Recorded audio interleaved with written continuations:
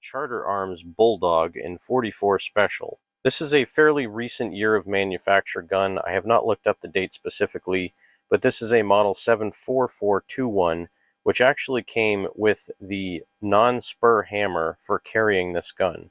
Somebody at some point in time actually put a standard hammer in this gun. You can see that this is a modern manufacture, came from Shelton, Connecticut, has your standard trench sight with a small ramp front sight, and it is a 5-shot 44 Special revolver. I was able to find a company in Maine that had a complete parts kit from a Charter Arms Bulldog that had the stubby hammer that I was looking for. And as part of that, I also got a set of grips and a whole bunch of other stuff.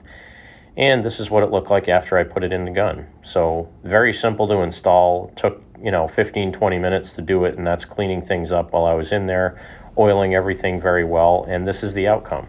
So now I have my little stubby single or double action hammer that's bobbed, so it is much smoother when you're carrying this, but it also has that Bulldog pug look, and that's exactly what I was going for. So this Charter Arms Bulldog has been a project of mine for a couple of years now. And basically, when I first got it, the first thing I did was buy that bobbed hammer because I wanted to make this thing more like a Bulldog pug. And then shortly after that, I bought these big target grips that you see on it now. Well, recently, I found a couple of cool things on eBay. One was this Scatchet, which really has nothing to do with the Charter Arms Bulldog, but I really just wanted to show it off because that is actually a Charter Arms Scatchet. But the other thing I found on eBay was a stainless steel grip frame for this gun. And I figured, even though this one has an aluminum grip frame from the factory, which is plenty strong for the 44 Special round, the fact that I found a stainless steel grip frame would make it a little bit cooler, add just a couple more ounces of heft to this gun. And then I figured while I was at it, I would change out to those quintessential Bulldog grips. Now, because of the rules on YouTube, obviously I can't show doing the whole conversion from one frame to the other, but I can at least show swapping the grips. So this was a pretty easy process. There's only one screw that holds the grips on the Bulldog, just like most small frame revolvers. Once you take out that center screw, you can easily pop those grips off, and you can get to the frame of the gun. Now, again, I can't exactly tell you how to do this. And looking at these two frames side by side, other than the stainless one being a little bit shinier than the aluminum one, they almost feel exactly the same. I was actually a little bit confused as to whether or not the frame that was on the Bulldog already was stainless steel. So I ended up grabbing a magnet and trying to see if it was magnetic or not. Now, this little cork thing has a magnet on it. It's a pretty strong magnet, so I'm just sticking it on the stainless steel frame. And most stainless steel is somewhat magnetic, but not a whole lot magnetic. The frame that's on this gun is absolutely aluminum. Nothing sticks to it except the centering pin for the grip. And then if I go up to the frame on the gun, obviously the magnet sticks to the frame on the gun. So this is a stainless steel frame, and the one that's in the gun now is aluminum. So I'm going to swap over this grip frame from the aluminum to the stainless steel one. And then I'm also going to put these Bulldog grips on there because they're more quintessential to the actual Bulldog gun itself. And to me, they're actually a little bit more comfortable in my hand. So through the power of editing, there you have the stainless steel frame on the gun. Very simple to do. You need like a paper clip, a screwdriver, a punch, and a hammer, and you can do this in just a couple of minutes. There was a little bit of a misalignment on the back of the frame there, but it didn't really cause any issues. And then again, now I can put those nice short Bulldog grips on this.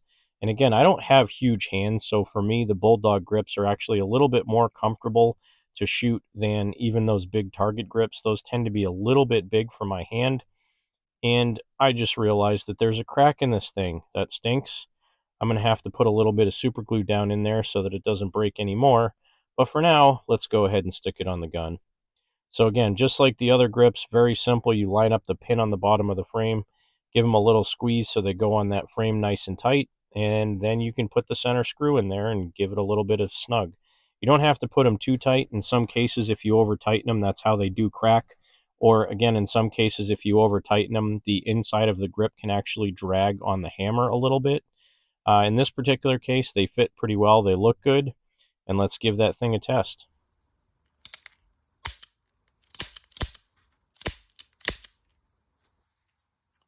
So as I said before, Grips are really kind of a personal thing. You can try all different kinds of grips on a gun, and I've tried various different types of Charter Arms grips.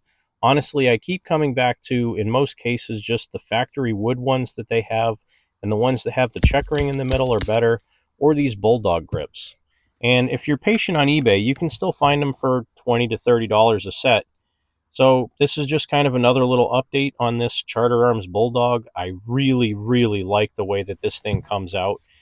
You know, a nice wood grip, whether it's walnut or rosewood against a stainless steel frame, is really appealing to me. I like the way this thing looks. I think it's much more comfortable in my hand, and it just adds a little bit more appeal to this gun, makes me want to keep it even more. And I had no plans of getting rid of this thing, but realistically, anytime you can reinvigorate your love for a firearm by doing something simple, like changing a pair of grips or putting a bobbed hammer on it, why not? It just makes it that much cooler. So that's kind of the end of this project for now. I don't know if there's anything else I want to do to this gun. I really like it. And let's take a look at the before and after photos. So this is with the big Charter Arms target grips, and then this again with the Charter Arms Bulldog grips on the same gun. Thanks again for watching. Have a great day. God bless America. Support your 2A rights. Get out there and shoot. And you remember, if someone asks you to give up some of your freedom for the greater good, remind them that freedom is always the greater good.